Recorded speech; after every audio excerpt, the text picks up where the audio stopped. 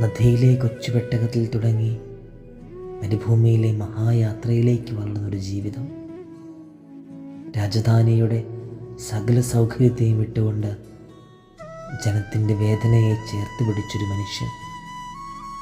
ഫറവോൻ്റെ അരമനയിൽ വളർന്നെങ്കിലും അടിമകളുടെ നിലവിളിയാണ് അവൻ്റെ ഹൃദയത്തെ കീഴ്മുറിച്ചത്. മരുഭൂമിയിൽ കത്തുന്നതായ ഒരു ചെറുമുളക്കാട്ടിൽ ഇതാ സ്വർഗത്തിലെ ശബ്ദം അവൻ്റെ ഹൃദയത്തിൽ മുഴങ്ങുന്നു. അവിടെ നിന്നാണ് ഒരു ജനതയുടെ യാത്ര ആരംഭിക്കുന്നത്. അവിടെ കടൽ വഴിമാറുന്നു, മരുഭൂമി തുറക്കപ്പെടുന്നു, കല്ലിൽ നിന്ന് വെള്ളം പൊട്ടി ഒഴുകുന്നു. എങ്കിലും ആ യാത്ര അത്ര എളുപ്പമല്ലായിരുന്നു. അതാണ് മോശ നമ്മെ പഠിപ്പിക്കുന്നതായ പാഠവും. വിശ്വാസത്തിൻ്റെ വഴി എപ്പോഴും മരുഭൂമിയുടെ അനുഭവമായിരിക്കും തരുന്നത്.